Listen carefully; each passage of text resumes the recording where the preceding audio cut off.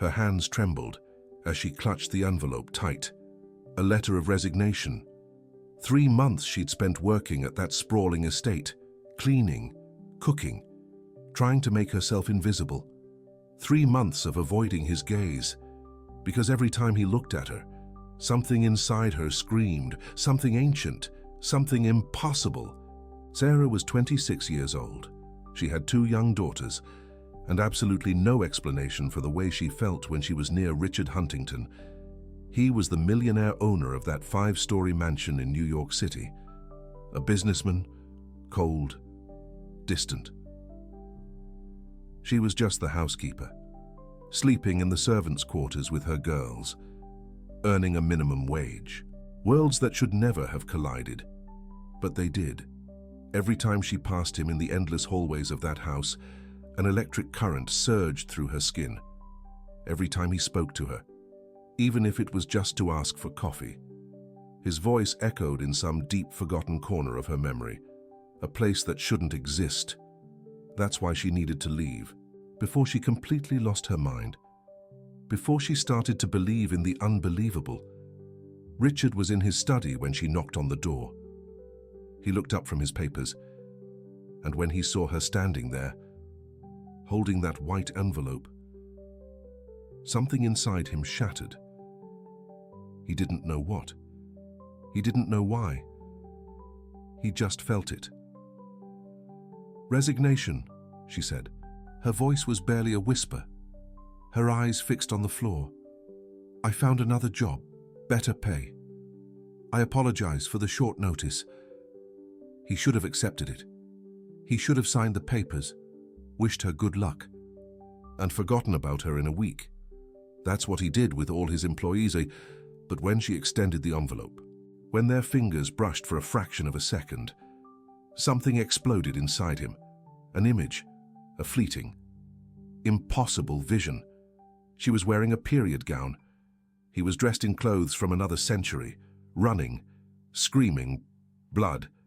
"No," he heard his own voice say, but it wasn't his voice. It was deeper, more desperate. "Don't leave again." So Sarah froze. Again? Why did he say again? She'd never left before. She'd only been there 3 months. Richard pushed back from his desk. He felt his legs give way. He collapsed to his knees on the marble floor of his study, still gripping her hand. He looked up at her, his eyes suddenly brimming with tears. Tears he hadn't shed since he was a child. "Sad, please," he whispered. "Don't leave again. I can't bear to lose you again." Sarah snatched her hand back, terrified. "Mr. Huntington, are you all right? Should I call someone?" But he held tight. He stared at her wrist. There was a mark there, a birthmark shaped like a crescent moon. He knew that mark. He'd seen it before. Not in this life, in another. Memories began to flood in, fragments, pieces of a puzzle he didn't even know he was assembling. A castle, Spain. The year was 1425, 600 years ago, and suddenly he was there, really there. He could smell the damp earth after the rain, the aroma of baking bread wafting from the castle kitchens. He could hear the horses in the stables, the clang of metal from the forge, voices shouting in Old Spanish, a dialect he shouldn't understand, but did, perfectly. He was Lord Richard Almeida, son of an earl, 22 years old. He had just returned from 3 years studying in Paris, philosophy, art, languages. His father wanted him to marry Lady Isabella Cordova, daughter of another earl, a strategic alliance, money, land, power. But on that June day in 1425, riding through the family lands, he saw her, Eleanor, 19 years old. Her long black hair reached her waist, tied back with a simple cloth. Her skin was tanned from working in the sun. Her hands were calloused from carrying water, planting, harvesting. She wore a coarse linen dress, faded, patched at the elbows. Her feet were bare on the earth. She was at the well, pulling the rope. The heavy bucket rose slowly. Richard watched the way her muscles strained. He saw the sweat on her brow. He saw when she finally managed to lift the bucket and smiled to herself. A small smile of satisfaction, of accomplishment. And something inside him ignited. It wasn't just physical attraction. It was recognition. As if that soul, that spirit inside that peasant girl's body, was something he knew better than himself. He dismounted his horse.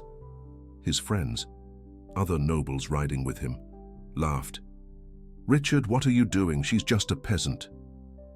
But Richard didn't hear them. He walked to her. She looked up when she saw his shadow, and when their eyes met, when they truly met, they both felt it, like lightning coursing through their bodies, as if time had stopped, as if the whole world had disappeared and there were only the two of them. "May I have some water?"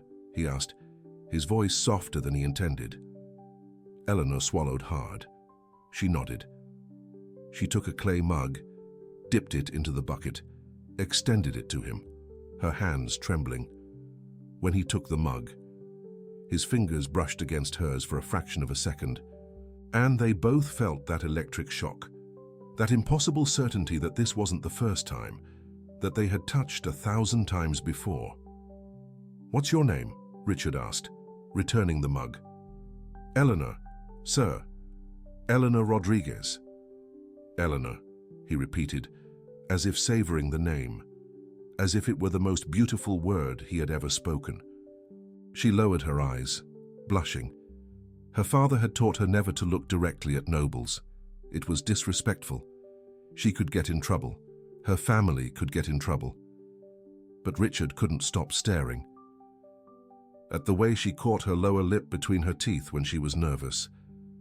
At the crescent moon birthmark on the skin of her right wrist.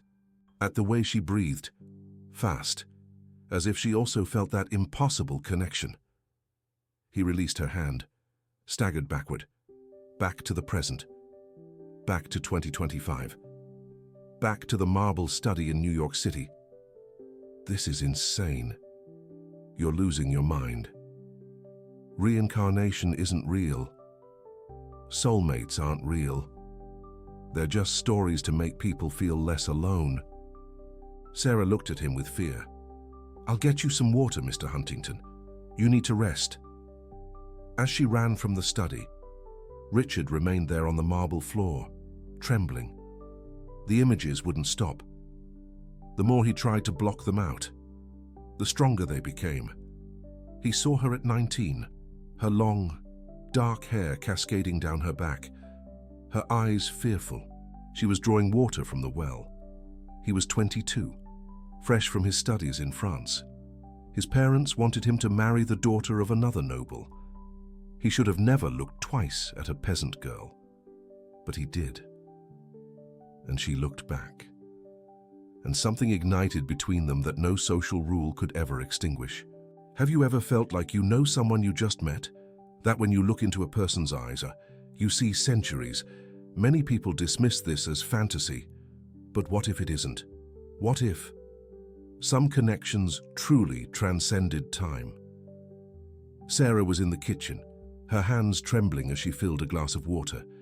She needed to get out of that house, now. Grab her daughters, her few belongings, and leave before something worse happened. But her legs wouldn't move, because she had seen it too. When he touched her hand, when their eyes met, she saw it. A flash. She was wearing a simple peasant dress. He was in nobleman's clothing. They were hiding in a barn. He was whispering that he would find a way, that he loved her, that it didn't matter what his family said. "It can't be real," she whispered to herself. "I'm tired. I've been working too hard. I'm imagining things." But the mark on her wrist throbbed.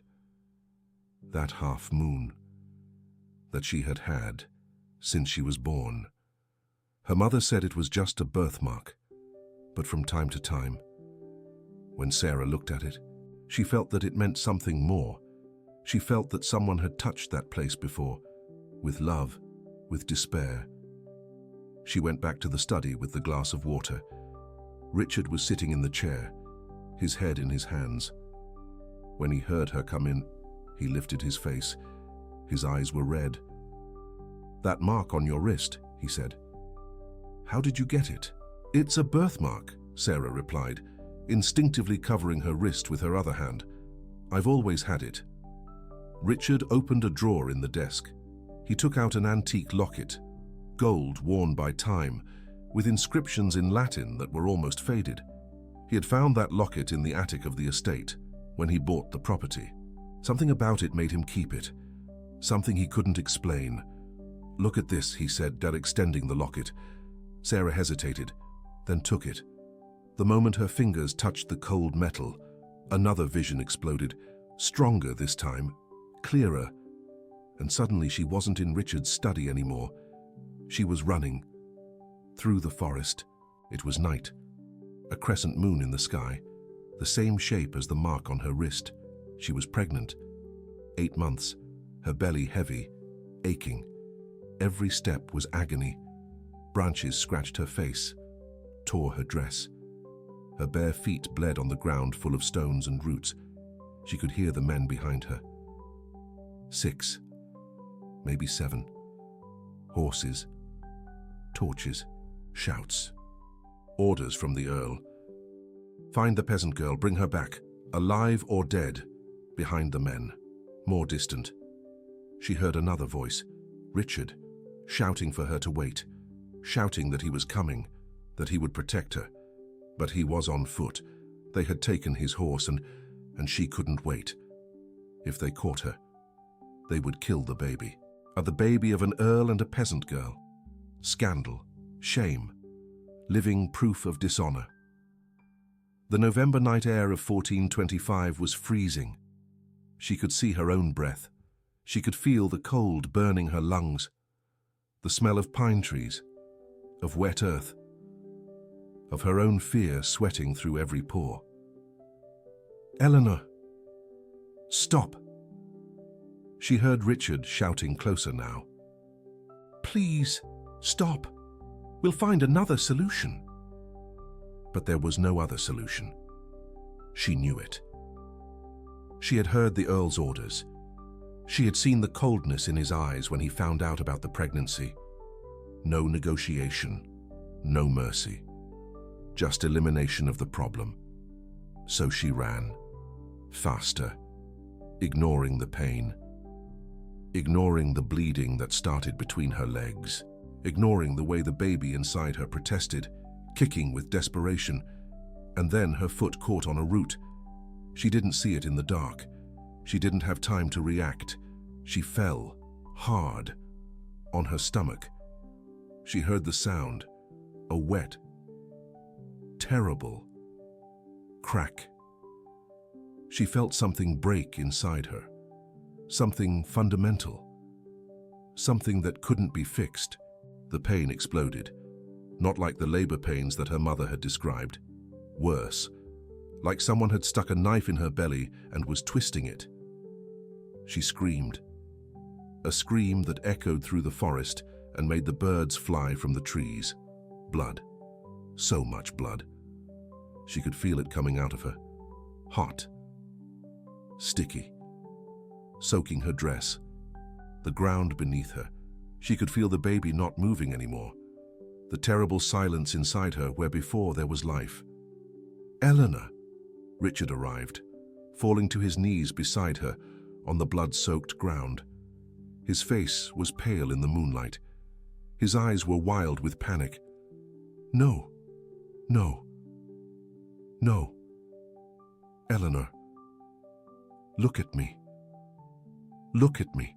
She tried to focus on his eyes, those brown eyes that she had loved from the first moment, those eyes that had looked at her as if she was something precious, as if it didn't matter that she was a peasant and he was an earl, as if love was enough. "The baby," she whispered, her voice weak. "Richard, the baby." He put his hand on her belly. He felt the silence, the stillness. And something inside him died too. "I'll get help," he said, his voice breaking. the doctor, the priest, someone. Hold on, Eleanor, please, hold on. But she knew. She could feel life leaving her with every pulse of blood. She could feel her body giving up. She could feel the cold spreading from her fingers to her arms, from her feet to her legs. She grabbed his hand with what strength she had left. No, stay. Don't let me die alone. I won't let you die, he was crying now, tears falling on her face. You can't die. I love you. Do you hear me? I love you. We'll have more children. We'll run away to Spain, to anywhere. But you can't leave me. She smiled, a small, sad smile. Richard, she whispered. My Richard, listen. I'll find you again. Do you understand? This isn't the end. I'll look for you. In another life. I promise. My soul will recognize yours. No matter how much time passes. Don't talk like that, he begged. You're not going anywhere. For we're going to stay together. Farisen here. Now. But she could feel it. The last moments. The darkness coming. Promise, she whispered, using her last strength to squeeze his hand. Promise you'll look for me too. That you won't forget. That no matter how many lives pass, you'll recognize me. And he promised. Through the despair that was tearing him apart, through the tears that he didn't know a man could shed. I promise, in every life, in every century, I'll look for you. I'll recognize you. And next time, nothing will separate us. Not my family. Not society. Not God. I swear on my soul. Eleanor. I swear. She smiled, for the last time, touched his face with fingers that were already cold, and whispered, I love you, always. And then her hands fell. Her eyes went blank, still open, still looking at him. And Richard held her body and screamed, a scream that echoed through the forest, a scream of pain so deep that the Earl's men who had arrived stopped, uncomfortable, not knowing what to do. A scream that echoed through 600 years, a scream that still lived inside him, even without knowing it. Sarah released the locket, gasping for air. She fell to her knees on the floor. Richard was beside her in seconds, holding her shoulders. You saw it, he whispered. You saw it too. Sarah stared at him, tears streaming down her face. This can't be real. This can't be real. But the locket lay there between them, and inside it, when Richard opened it, were two tiny hand-painted portraits, a man and a woman, dressed in clothing from 1425. The man's face was identical to Richard's. The woman's face was identical to Sarah's, and the woman in the portrait had a crescent-shaped birthmark on her wrist. If you're still watching, if this story is stirring something inside you, I need to ask you for a favor. This channel exists to tell stories that most people dismiss as impossible, stories of connections that transcend time and space. But telling these stories requires research, time, dedication. If you believe that stories like this deserve to be told, if you've ever felt an inexplicable connection with someone, please consider supporting this channel through the Super Thanks button below. You're not just supporting a video, you're saying that there are things in this world that science can't yet explain, and that these things deserve to be explored. Sarah held the locket, her hands trembling. How? Is this possible? How is this here? Richard shook his head. I don't know. I bought this estate 5 years ago. I found this locket in the attic, along with other old things. The house is over 200 years old. The previous owners left a lot of things behind. He took her hand, gently this time. He looked at the birthmark on her wrist. I know this seems crazy. I've spent the last 3 months trying to ignore what I felt when you were around, trying to convince myself that it was just physical attraction, that I was lonely. that you were beautiful and I was confusing things. But it wasn't that, Sarah whispered. No, he confirmed. It wasn't. From the first day you walked into this house, something inside me recognized you. Like I'd waited 600 years for that moment. Sarah closed her eyes. The memories kept coming. She saw them together, hidden, stealing moments. Him teaching her to read, her teaching him about the stars, two worlds that should never have touched. Touching, creating something precious, creating a love that their respective social positions made impossible. And then, the pregnancy, the panic, the escape plan, the promise that they would go to France, where no one knew them, where they could start again. But his father found out, sent men, and she ran, and died running. Mr. Huntington, Sarah began. Richard, he corrected. My name is Richard, as it always was. Richard, she repeated, the word strangely familiar on her tongue. I have 2 daughters. I'm broke. I barely finished high school. You're a millionaire. This can't work. Even if all this is true, even if we were lovers 600 years ago, we still live in different worlds. We don't, Richard said firmly. In that life, I let the world separate us. I let fear and tradition kill you. And our child. I've carried that guilt for 600 years without even knowing I was carrying it. But now I know. Now I've found you again. And I'm not going to make the same mistake twice. Sarah looked at him, wanting to believe. But the fear was too great. What if this is just in our head? What if we're inventing memories because we want them to be real? Richard stood up, helped her up as well. Come with me, Tasai. There's something I need to show you. They climbed 3 flights of stairs to the attic. Richard flipped on the lights, revealing decades of old furniture, dusty boxes, paintings covered with white cloths. He went straight to a specific corner, as if he'd always known where it was. He removed the cloth from a large painting, and Sarah stopped breathing. It was an oil painting, very old. The paint was cracked in places, but the image was clear, a man and a woman. He dressed as a Spanish nobleman from the 15th century. She in a simple but clean peasant dress. They were holding hands in a garden. And in the lower right corner of the painting, an inscription in Latin, Eleanor and Richard at eternal love, 1425.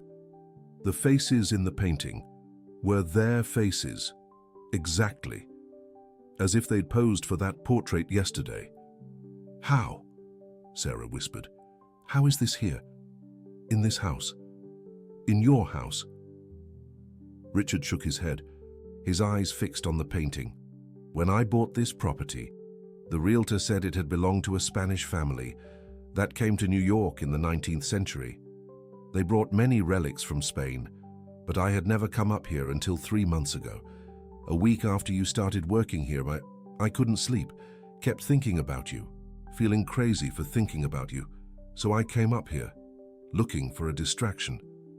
And I found this. He touched the frame of the painting. I looked at this woman and felt like my heart was going to explode. I thought I was losing my mind. How could I feel so much for a painting from 600 years ago? And then you appeared in the doorway of the attic, looking for me because I hadn't come down for dinner. And when I saw you there and looked at the painting, I knew it was you, the same person. Sarah approached the painting with slow steps. She reached out her hand, touched the face of the painted woman, and when her fingers touched the old paint, more memories came. But this time, they were happy memories. Him teaching her to dance, they laughing together in the barn, him putting flowers in her hair, she resting her head on his shoulder while they watched the sunset. We were happy, she whispered. Before everything went wrong, we were happy. Richard was behind her now, so close she could feel his warmth. We can be happy again, without the obstacles of that time, without families separating us, without social rules that don't make sense. Sarah turned to face him. You say that now, but what about your friends, your family? What are they going to think when you show up with the maid? I don't have family, Richard said calmly. My parents died when I was 20. I have no siblings, and my friends don't matter. None of them have been with me for 600 years. None of them makes me feel complete like you do. And my daughters, Sarah asked, do you accept that I have 2 young daughters? That I'm a single mother? That I come with responsibilities? Richard's expression changed, became softer. He put his hand on her face, gently. In that other life, our baby died before it was born. I never had the chance to be a father. If you're giving me that chance now, with your daughters, then I accept it with gratitude. Sarah felt the tears coming. Not the tears of sadness that she'd shed so many times, but tears of relief, of recognition, of finally understanding why she always felt incomplete, why no previous relationship ever worked, why she always had the feeling she was searching for someone. I can't believe I'm even considering this, she said, half laughing, half crying, that I'm considering that maybe, just maybe. I really have lived before, that we really were together 600 years ago. Richard rested his forehead against hers. I know it seems impossible, but look at the evidence, the locket, the painting, the birthmark, the memories we both have. How do we explain all of this? Sarah had no explanation, and the rational part of her, the part that needed to pay bills and raise daughters in the real world, screamed that this was insanity. But there was another part, a deeper part, a part that existed before logic and reason, and that part knew. It knew he was telling the truth. It knew they really had loved each other before, and that love had survived 6 centuries to find them again. What do we do now, she asked. Now, Richard said, a small smile spreading across his face. You tear up that resignation letter, and we start again, the right way, this time. But the following weeks were not easy.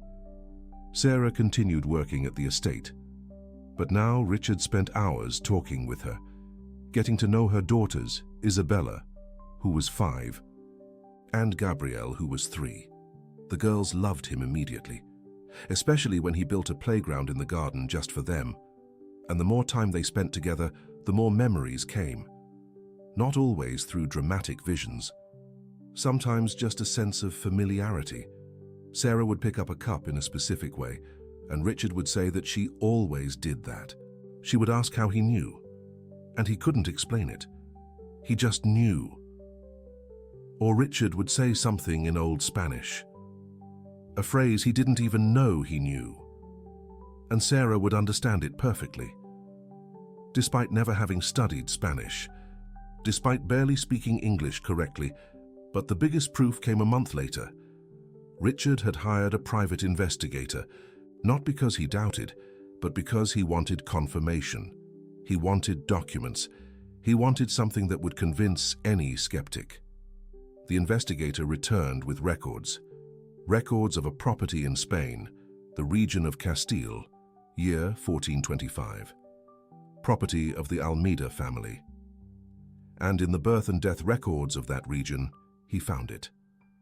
Lord Richard Almeida, born in 1403, son of the Earl of Castile, and a death entry from 1426. Eleanor Rodriguez, peasant girl, 20 years old, death in childbirth, and right below it, stillborn baby, unnamed, illegitimate son of Lord Richard Almeida. When Richard showed the documents to Sarah, they both wept. There it was, black and white. Historical evidence that they existed, that they loved each other, that they lost everything. And a week later, the investigator found more. Shipping records from a ship that left Spain for Brazil in 1852. Among the passengers, a descendant of the Almeida family. And among the inventoried items they brought, an oil painting from 1425, portraying Lord Richard Almeida and his peasant lover, Eleanor Rodriguez. The same painting that was now on the wall of Richard's living room, where he and Sarah could see it every day, a reminder of where they came from, of what they survived, of the love that even death couldn't destroy.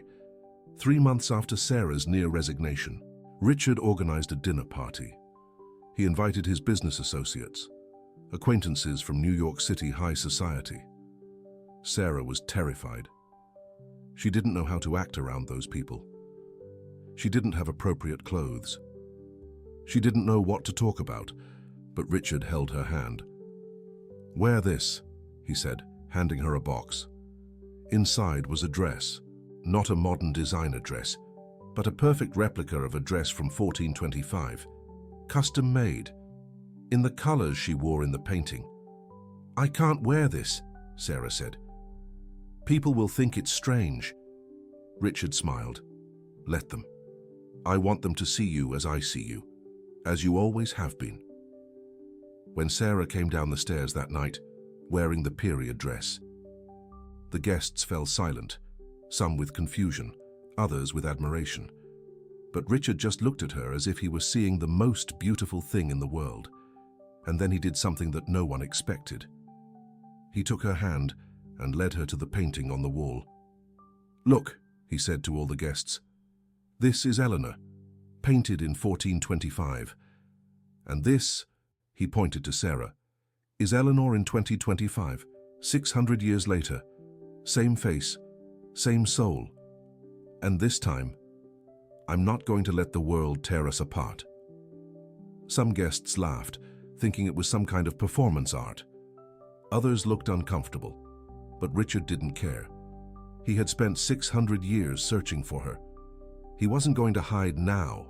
And Sarah, who had always been afraid of not being good enough, of not belonging to that world, felt something shift inside her, because she realized that she didn't need to belong to that world.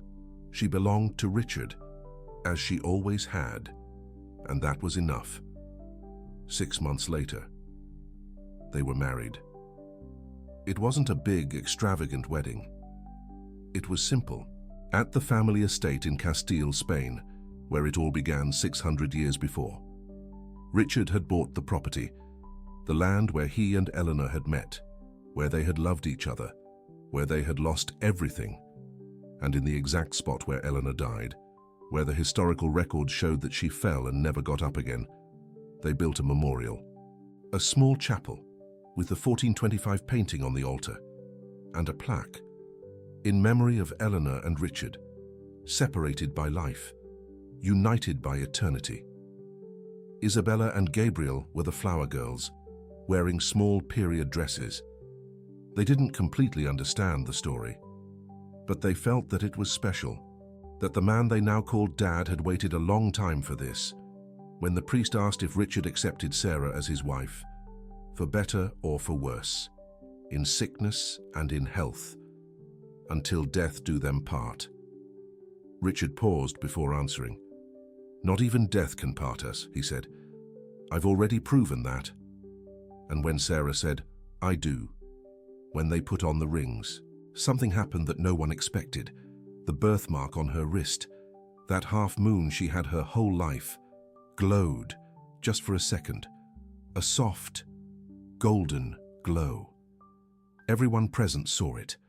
There was no scientific explanation, no tricks, just a moment, an acknowledgement that some promises really do last forever.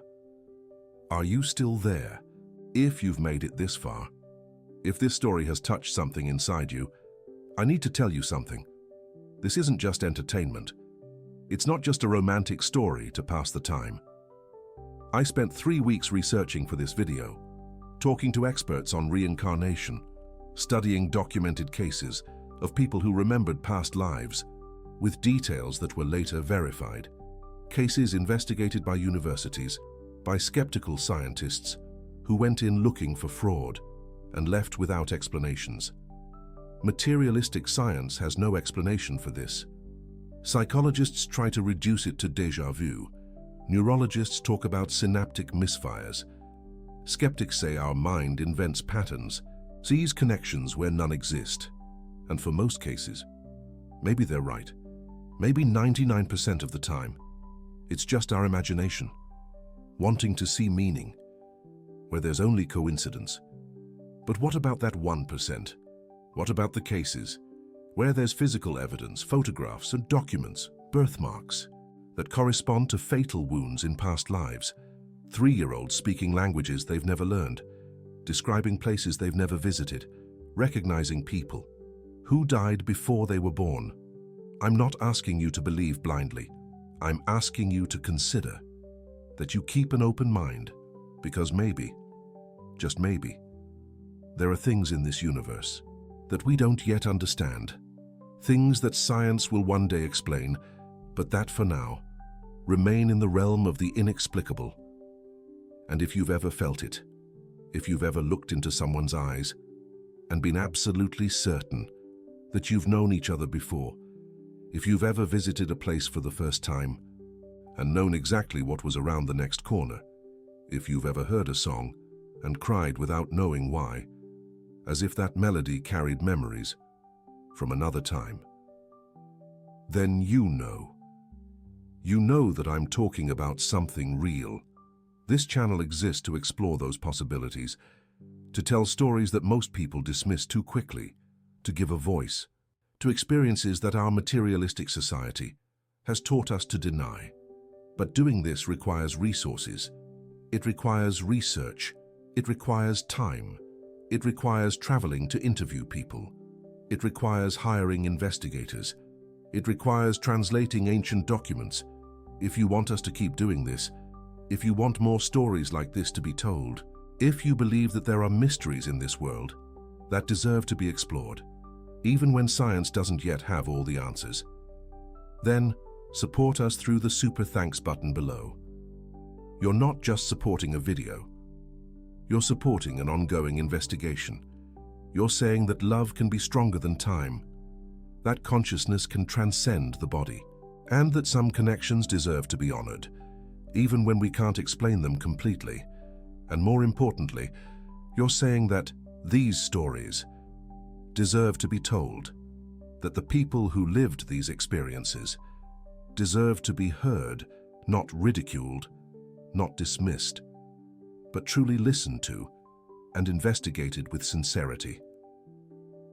Today, 5 years later, Richard and Sarah still live on the estate in New York City, but spend months of the year on the property in Spain. Isabella is 10 years old, Gabriella is 8, and there's a new member of the family, a 2-year-old boy.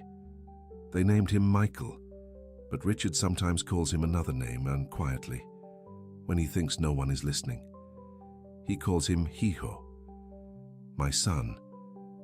The son he never had a chance to meet 600 years ago, the son who died before breathing, and now, somehow, incomprehensibly, he has this second chance. The memories still come, not with the same intensity as that first time, but in quiet moments. Sarah will be cooking and suddenly remember a recipe from 1425. Richard will be working and have a flash of riding through his family's lands, looking for her. And sometimes, late at night, when the children are asleep, they go up to the room. That used to be the attic, where the original painting still hangs, and they look at those faces, young, in love, doomed. We're not doomed this time, Sarah says. Every time she looks at that painting. No, Richard agrees. This time, we win. But the story doesn't end there, because there's something they haven't told anyone. Something that happened 6 months ago. Something that changed everything. They thought they knew. Sarah was organizing the basement. Richard had accumulated decades of things. From his parents, grandparents, great-grandparents. Boxes and boxes of documents, photos, objects that no one had the heart to throw away. But no one looked at. It was a rainy Saturday. The girls were with friends. Richard was traveling for work. Sarah decided to use the time to organize, to create some order in that chaos. She opened a box, marked 1920-1930. Inside, albums of old photographs, black and white, yellowed with time. People she didn't know, serious faces, as was the custom at the time, formal clothes, stiff poses. And then she turned a page, and her heart stopped. The photo was of a wedding, 1919. The inscription in cursive read below, "Wedding of Richard Huntington II and Eleanor Davis, St. Patrick's Cathedral, New York City." There were maybe 20 people in the photo, but Sarah wasn't looking at most of them. She was looking at the couple in the center, the groom in a dark suit, bow tie, the bride in a simple white dress, lace veil, bouquet of white flowers, and the faces. God, the faces. The man was Richard, not like Richard. It was Richard. Same nose, same mouth, same eyes. As if someone had taken a photo of him, dressed in clothes from 1919, and left it there. And the woman.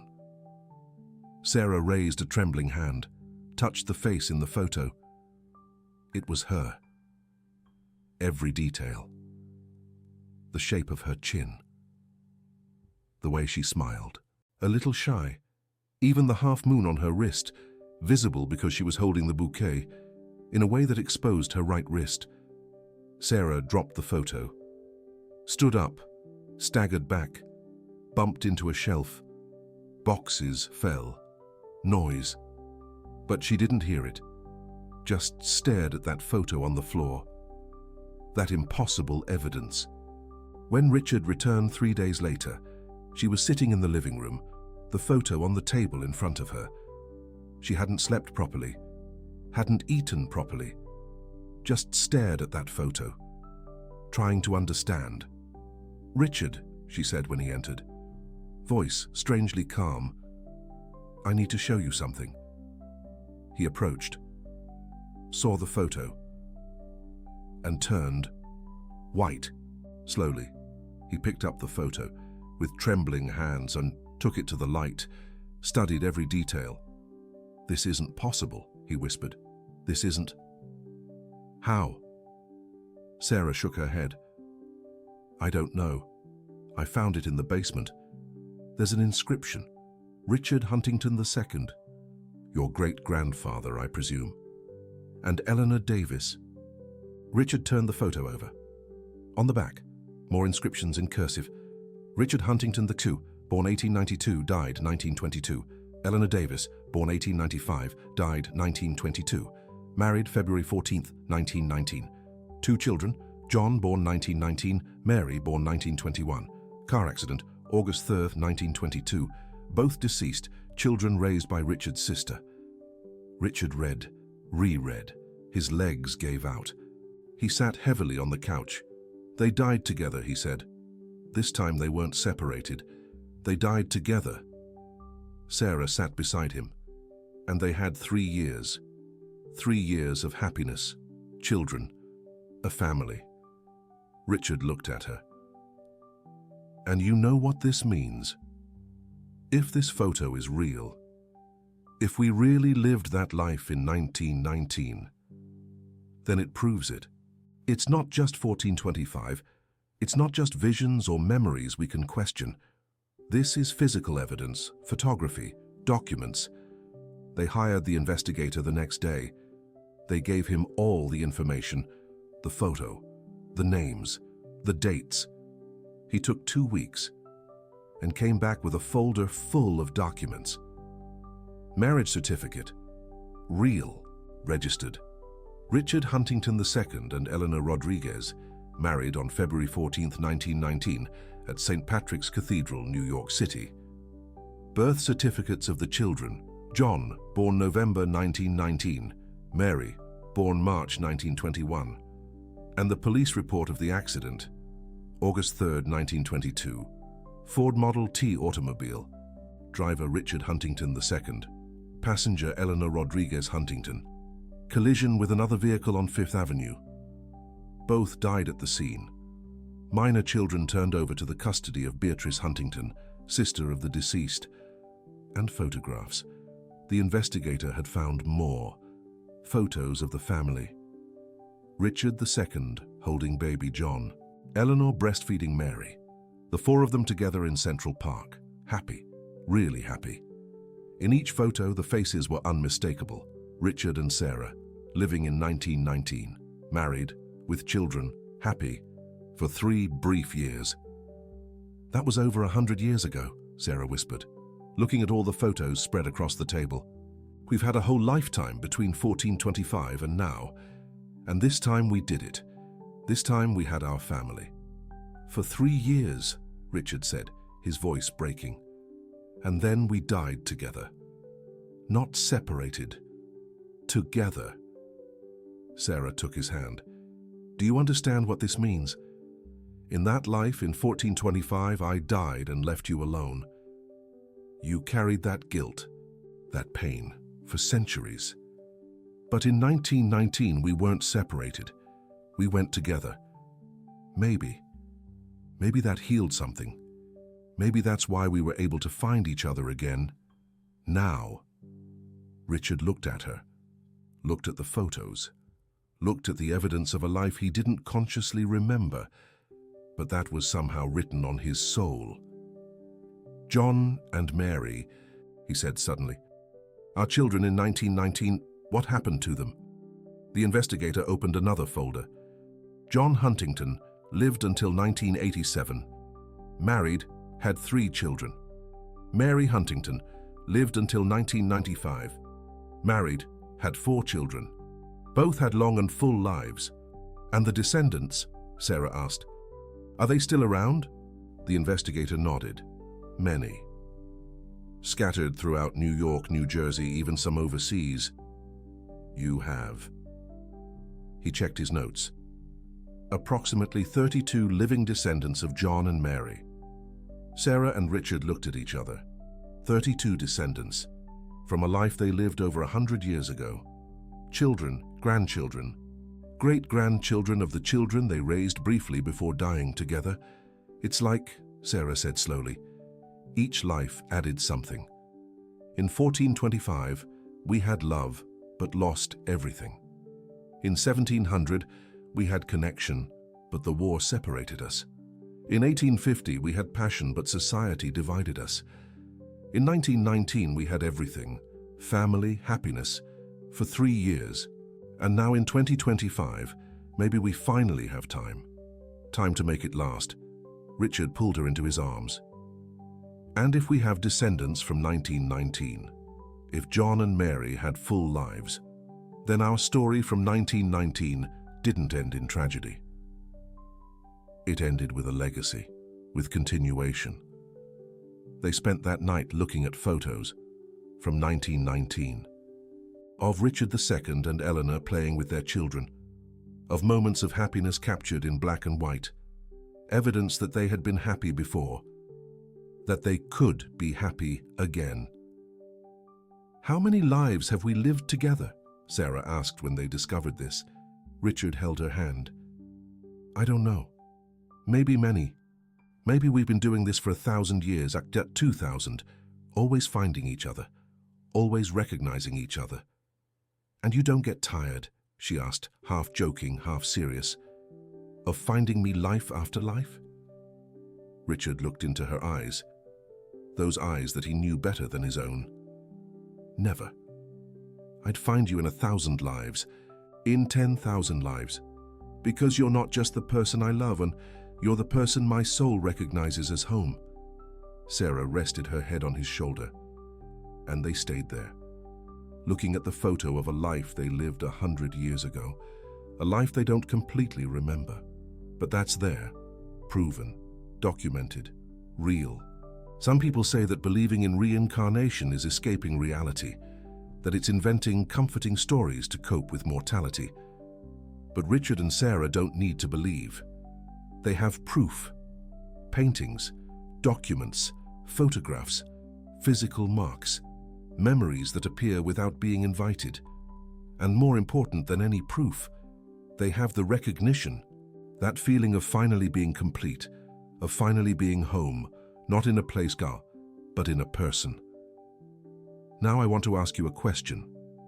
Not for me to answer, but for you to think about. Have you ever felt that? Have you ever looked at someone and been absolutely certain that you've known each other before, that you've loved each other before, that somehow, impossibly, your souls are connected? Many of you will deny it. You'll say it's imagination, coincidence, illusion. And that's okay. I understand. Our society teaches us to only trust what we can measure and prove. But for those of you who have felt it, who know, who've recognized a soul across time, I want you to comment. You don't have to tell the whole story. Just one word. Recognized. So we can know. How many of us have gone through this?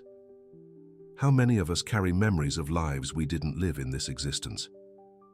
And if you know someone who needs to hear this story, someone who's looking for explanations for a connection they can't understand, share this video. Because maybe that person is a soulmate looking for their other half, looking for centuries. And maybe, just maybe, our story will help them recognize theirs. Richard and Sarah don't know if they'll meet again in the next life, if there is a next life, if this cycle will continue forever. But they know one thing. In this life now, they won't waste a single day. They won't let fear or social convention or anything else separate them, because they've been separated by death, by society, by time. And every time, somehow, they found their way back to each other. And that, more than any documentary evidence, more than any painting or photograph, is the evidence that matters. That love, when it's real, when it's deep, when it connects souls and not just bodies, that love transcends everything, time, death, oblivion, that love always finds a way, always. And if you're searching for that love, if you feel that somewhere out there is someone your soul would instantly recognize, don't stop looking, because maybe, just maybe, you're right. Perhaps somewhere, through time and space, there's someone looking for you too.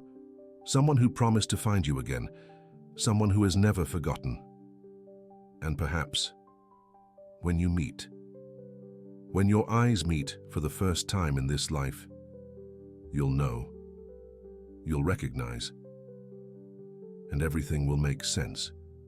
The search, the loneliness, the feeling of being incomplete.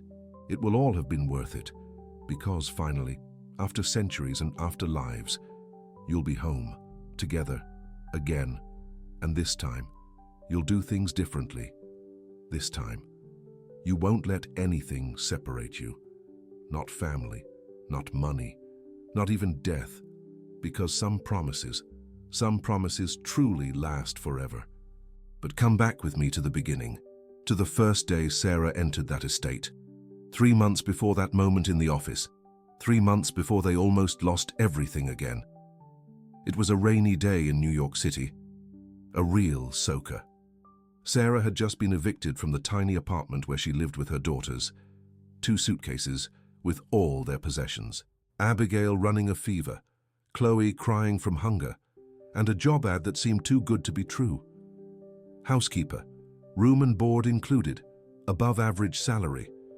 She almost didn't go. It seemed like a scam. But the rain was getting harder, and she had nowhere else to go. So she took the bus with the girls, the suitcases drenched, and rang the doorbell of that immense estate. The housekeeper who opened the door looked her up and down with disapproval. "You're late. The interview was 15 minutes ago." Sarah was trembling, from cold, from fear, from exhaustion. "I'm sorry. The bus was delayed. Please. I really need this job." The housekeeper sighed. "Mr. Huntington will decide. Wait here." Sarah stood there, can-soaked, trying to calm the girls. And then he appeared. Richard, descending that immense marble staircase. Impeccable suit, cold expression. A man who had clearly never worried about money, or rain, or evictions. He looked at her, and stopped. Halfway down the stairs. Just stopped, as if he had forgotten how to descend steps. Sarah looked at him too, and felt it. That impossible recognition. That certainty that she had seen those eyes before. Not in this life, in another. The housekeeper cleared her throat, breaking the moment. "Mr. Huntington, this is Sarah Miller, applicant for the housekeeper position." Richard descended the rest of the stairs slowly. He couldn't stop looking at her, at the way she held her daughters, at the half-moon-shaped mark he could see on her wrist, even from afar, at the way she tilted her head. Exactly like Eleanor tilted hers 600 years ago. "Do you have experience?" he asked, his voice harsher than he intended. "2 years in a family home," Sarah replied, trying not to look directly at him. The feeling was too intense, like looking at the sun. "I know cleaning, cooking, laundry, and I take good care of children. Mine are well behaved. They won't be any trouble." Richard looked at the girl, Abigail, 5 years old, pale with fever. Chloe, 3 years old, hungry and tired, and something inside him broke. He didn't know why. He just knew he needed to help. That letting them go back out into that rain would be unthinkable. "The job is yours," he said abruptly. "The housekeeper can show you to your room. You start tomorrow. Rest today. And take the girl to the doctor. I'll pay." Sarah blinked, surprised. "Thank you, sir. Thank you very much." As she passed him to follow the housekeeper, their arms brushed, and Richard felt that electric shock, that sense of déjà vu so strong that he had to lean on the stair railing, and in the following 3 months, he tried to ignore it, tried to stay away from her, but the more he tried, the worse it got. He found himself inventing excuses to go to the kitchen where she worked, to pass by the hallway where she cleaned, just to see her, just to feel that strange sensation of finally being complete. And Sarah felt it too. She found herself waking up in the middle of the night with vivid dreams, dreams of another time, another place, she in different clothes, he too, always them, always together, always something separating them. Sarah's daughters noticed. Abigail, the older one, asked one day, "Mom, why do you keep looking at Mr. Huntington when he's not looking?" Sarah felt her face flush. "I don't look." "Yes, you do," Abigail insisted. "And he looks at you too, when you're not looking." Sarah tried to explain to her daughter that it was impossible, that men like Richard Huntington didn't look at women like her. But deep down, she knew the girl was right. She had felt his eyes on her back, had noticed how he tensed when she entered a room, how his voice changed when he spoke to her. And then that day came, the day of the almost resignation. Sarah had finally found another job. It paid less, but it was far from that estate, far from Richard, far from that disturbing feeling of falling in love with a man she barely knew, a man who was out of her reach, a man who, for some insane reason, seemed as familiar as if she had known him for centuries. But when she handed him that envelope, when Richard fell to his knee, when he said those words, "I don't leave again," everything changed. And now, days after that moment, Sarah was sitting in the room she shared with her daughters, holding the medallion Richard gave her, the medallion with the inscription in Latin, Amor Eternus, eternal love. The visions kept coming, clearer and clearer, more and more detailed. She saw herself at 19, in 1425, working on the lands of Richard's father. She saw herself meeting him for the first time. He had just returned from France, where he studied philosophy and art. His parents wanted him to assume the family responsibilities, to marry someone of equal status, but he saw her in the field, carrying water, and stopped thinking about anything else. The first time they spoke was near the well. She was drawing water. He was passing by on horseback. He should have ignored her, but he couldn't. He dismounted, walked up to her, asked for a glass of water. When she handed him the glass, their fingers touched, and both felt it. That recognition. As if it weren't the first time. As if they had done this 1,000 times before, in 1,000 different lives. "What's your name?" he asked. "Eleanor," she replied. "My mother calls me Eleanor." "Eleanor," he repeated, as if testing the name on his tongue. "It's beautiful." She blushed, lowered her eyes. A nobleman talking to her. This wasn't allowed. She could get into trouble. But he didn't walk away. He came back the next day, and the day after, always with an excuse, always needing water, or directions, or anything that justified stopping and talking to her. And she, who should have stayed away, who knew this was dangerous, couldn't, because when she looked at him, she felt like she was looking home, to a place where she finally belonged. It took 2 weeks for him to kiss her. It took a month for her to realize she was pregnant. It took another 2 weeks for his father to find out, and then everything fell apart. Richard's father confronted her, offered her money to disappear. When she refused, he offered threats. When that didn't work either, he sent men to take her away by force. Richard tried to intervene, fought with his own guards, but there were too many. They held him back while they dragged Eleanor away. She managed to escape that night, ran through the woods, pregnant, alone, terrified.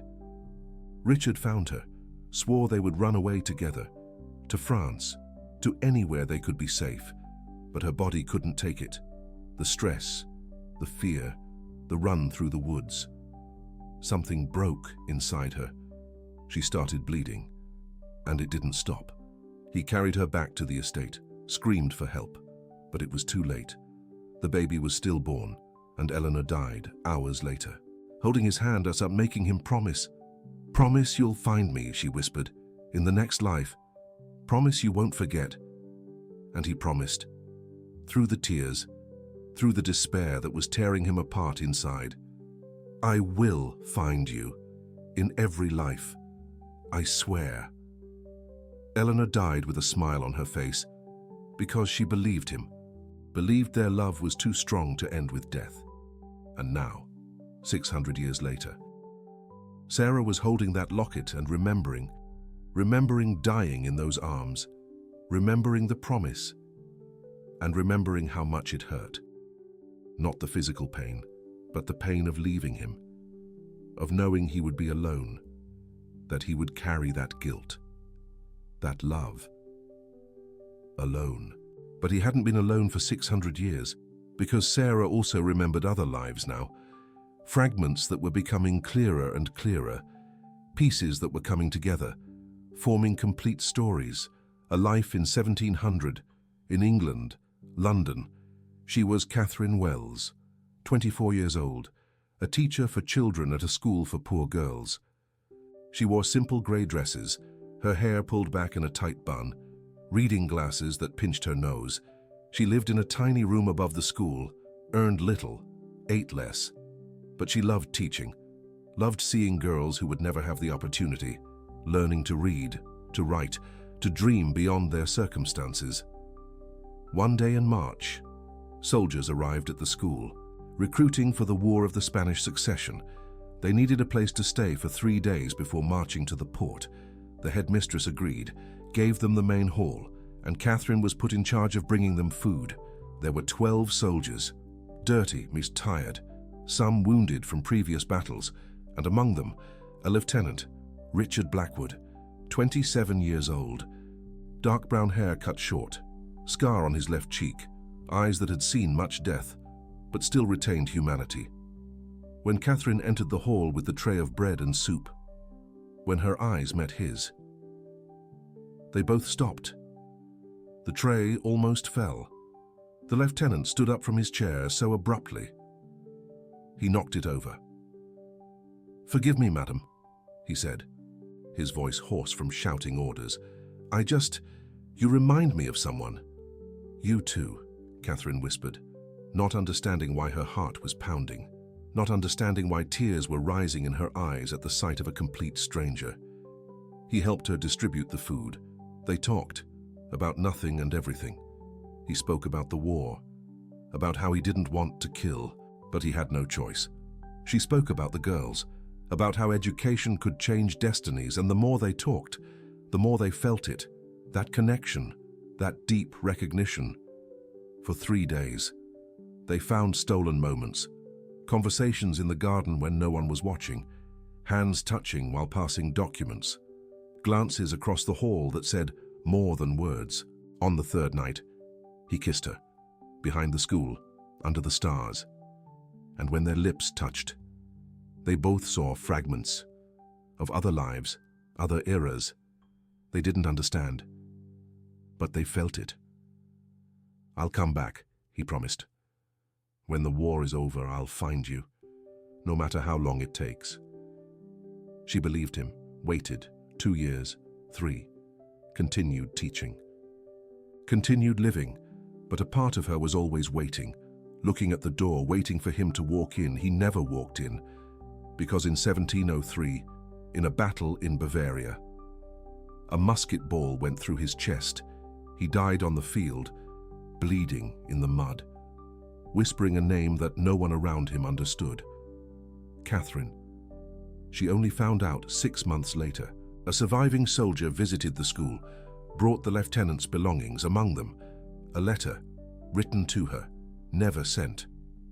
"Catherine, if you are reading this, then I didn't keep my promise to return. I'm sorry. I know 3 days isn't enough to get to know someone, but I know you. I don't know how, but I know you, as if we've loved each other for 1,000 years. And if there is another life after this one, I will find you, I promise, Richard." Catherine read that letter 1,000 times, until the words were blurred with tears, until the paper began to fall apart at the folds. She never married, lived to be 72 years old, died in 1748, holding that letter, still waiting, and another life, different. More painful in other ways. 1850, Brazil, Rio de Janeiro. He was Richard Almeida, grandson of wealthy Portuguese immigrants, owner of a shop selling fine imported fabrics, 31 years old, single, his parents dead from yellow fever 2 years earlier. He lived alone in a large house with servants, comfortable but empty. She was Luisa de Silva, 23 years old, daughter of freed slaves. Her father had bought the family's freedom by working 15 years as a carpenter. She grew up free, but poor, very poor. Worked washing clothes, hands always cracked from the strong soap, back always aching from carrying heavy bundles. One day she went to deliver clean clothes to his house. The butler was sick. Richard answered the door personally. And when he saw her there, simple clothes, bare feet, but with those eyes that he knew but didn't know from where, he froze. "Come in," he said, his voice strange even to his own ears. Louisa hesitated. It wasn't appropriate. A young woman entering the house of a single man, but something in her, something deep, told her it was safe, that this man wasn't going to hurt her, that somehow, impossibly, this man would protect her with his own life. She went in. He paid her double the agreed amount. He said the cleaning was impeccable and asked if she could come back the following week. She agreed. It became routine when, every week, he always answered the door personally, always paid generously, always found excuses to chat a little longer, about the weather, about New York City, about nothing really. Until one week she arrived with a bruised face, a black eye, a split lip. Richard saw it, and something inside him broke. "Who did this?" he asked, his voice dangerously calm. "It's nothing, Mr. Huntington. Just some guys on the street. They said things and I talked back. They didn't like that." Richard closed his eyes, taking a deep breath to control his anger. "Come in. I'll get something to clean those wounds." He spent the next hour tending to her, gently cleaning the cuts, applying ointment. And as he did, as his fingers touched her face with infinite care, they both felt it, that electric current, that recognition. "Sarah," he whispered, "I know this is going to sound crazy, but I feel like I know you, like we've known each other before." "I feel the same way," she admitted, tears welling up. "Since the first time I came here, like my heart recognizes you, even if my mind doesn't know why." He kissed her then, softly, carefully, and she kissed him back. And in that moment, fragments of memories came. Not clear images, just sensations of having loved each other before, of having lost each other before. For 6 months, they met in secret. He rented a small apartment where they could be together without judgment, where class and skin color didn't matter, where they were just Richard and Sarah, two souls who had recognized each other against all odds. He wanted to marry her. He proposed, promised that they would face the scandal together. But Sarah knew better. She knew that New York City society in the 1850s was cruel to interracial marriages, that he would be ostracized, that he would lose business, clients, and everything. "I can't let you sacrifice everything for me," she said, crying. "You deserve a better life." "You are my better life," he insisted. "Without you, none of this matters." But his extended family found out. Cousins, uncles, aunts. They held a meeting, gave him an ultimatum. Either he ended things with that woman, or he would be disinherited, cut off completely as aunts. And not just him, but the family name would be ruined. Richard didn't care. But Sarah did, because she saw what it was doing to him, saw him losing weight, losing sleep, torn between love and family obligation. So one night while he slept in their apartment, she left a letter, went to another stating, changed her name, disappeared. Richard searched for her for 2 years, hired investigators, traveled all over the country, never found her. He died at 53, alone, still searching, still loving. And Sarah lived until 71, never married, never loved another man, died holding a small keepsake she had stolen from his estate, a silk handkerchief that still smelled like him, even after all those years, and that life in 1919 that they discovered later in New York City, where they finally got married, had children, were happy, for 3 brief years before the accident that killed them both. How many times, Sarah wondered, how many times do we find each other, only to lose each other again? There was a knock at the door. Richard, she would recognize that knock anywhere, in any life. "Come in," she said. He entered slowly, looked at her holding the locket. "You're remembering too?" It wasn't a question. It was a statement. Sarah nodded. "The deaths, all the times we've lost each other." Richard sat down next to her on the bed. "But also the times we've found each other, the times we were happy, even if briefly." "But it always ends," Sarah said, her voice breaking. "We always die, or separate. Maybe it's a sign. Maybe we shouldn't be together."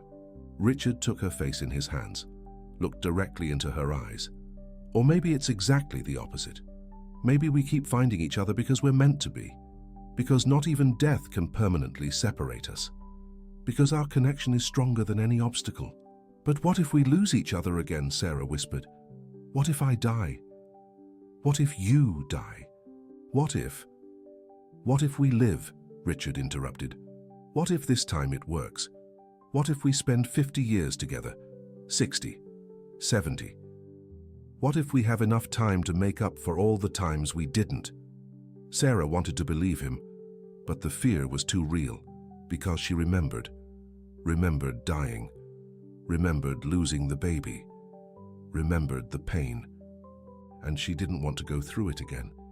Richard seemed to understand, pulled her into his arms. Let her cry. Cry for all the lives, all the deaths, all the losses. 600 years of sadness coming out in sobs.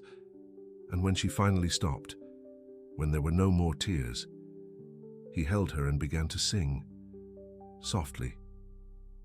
A song in Old Spanish. A song he didn't know where he knew from. He just knew it. Sarah recognized the melody. It was the song she sang in 1425, the lullaby she would have sung to the baby, if the baby had lived.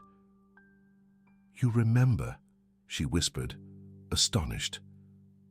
"I've always remembered," Richard replied, "even without knowing what.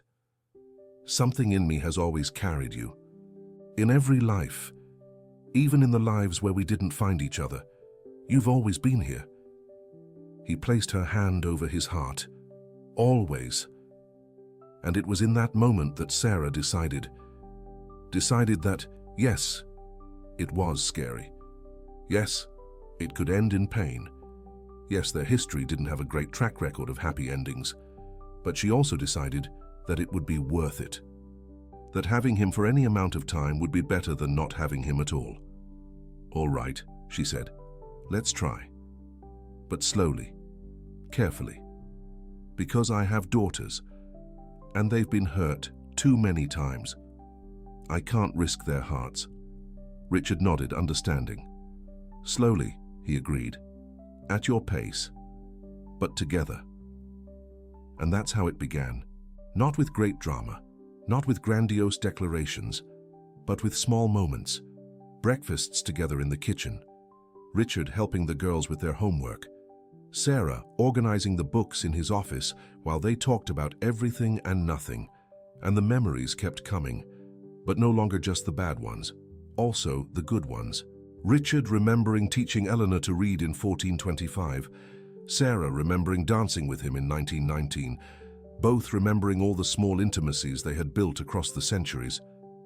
And slowly, Sarah's daughters began to trust him. Isabella, the eldest, was initially wary. Many men had come and gone from her and her mother's lives. None had stayed. Why would this one be different? But Richard was patient, didn't force anything, just was there, consistently, every day.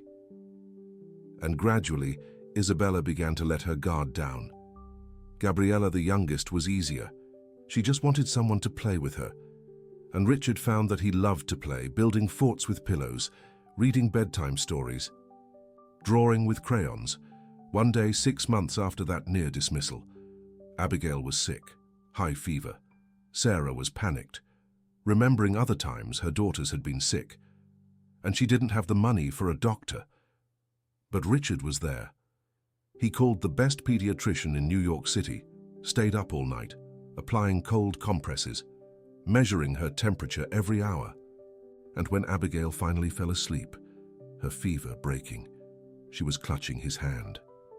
Sarah looked at that scene. That millionaire, sitting on the floor of the maid's quarters, holding the hand of a child that wasn't even his. And she knew. She knew he wasn't going anywhere.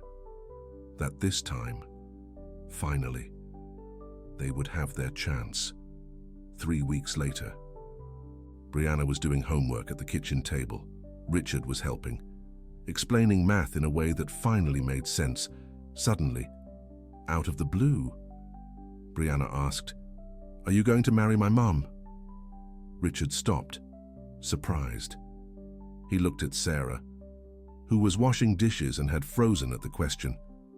"I would like to," he said honestly, "but only if your mom wants to, and only if you two agree, because I'm not just marrying her. I'm becoming part of a family, and that requires everyone's permission." Abigail, who was coloring on the floor, looked up. "I agree. You can marry Mommy." Brianna was more careful. "Do you promise not to leave, no matter what?" Richard looked directly into her eyes, with all the seriousness he could muster. "I promise. No matter what happens, I'm not going anywhere. I'm here to stay." And he kept his word. When Richard's wealthy friends criticized him for dating the housekeeper, When Sarah's family judged her for getting involved with her employer, when the media found out and published articles questioning his intentions, through it all, he stayed. And when they finally got married, in the small chapel in upstate New York, when Richard placed the ring on Sarah's finger, they both felt it. The mark on her wrist glowed, and they both saw it. A final vision. Eleanor and Richard from 1425, together, smiling, released, as if they could finally rest, as if the promise had finally been fulfilled. Not all reincarnation stories end happily. Not every soulmate manages to reconnect, but this one did. After 600 years, after countless lifetimes, they finally had their chance, and 5 years later, when Michael was born, when Richard held that baby in his arms, he cried. Cried for the baby he never got to hold in 1425, cried for the second chance life was giving him, cried with gratitude, and Sarah, recovering from childbirth, looked at him holding their son, and remembered dying before she could do that, remembered promising they would find each other again, and she realized this was her reward for all the pain, for all the losses, this moment, this family, this love that finally had time to grow. Today, when people ask how they met, Richard and Sarah just smile. Some relationships are complicated to explain, especially when they involve 600 years. But they know, and those who believe, those who have ever felt that impossible recognition, know too, some connections don't start when you meet someone. Some connections already exist, waiting through time, waiting for the right life, the right moment, to finally be complete. And you, watching this story, have you ever felt that? That recognition that makes no sense? That feeling of knowing someone you just met? Don't dismiss it too quickly, because maybe, just maybe, your soul knows something your mind hasn't figured out yet. Maybe you also have a promise waiting to be fulfilled, a love waiting to be rediscovered, a soulmate searching for you through the centuries, and maybe, just maybe, when your eyes meet, you will know, like Richard and Sarah knew, like countless others have known throughout history. You'll finally be home, not in a place, but in a person, in a connection that transcends time, death, oblivion. Because some promises really do last forever.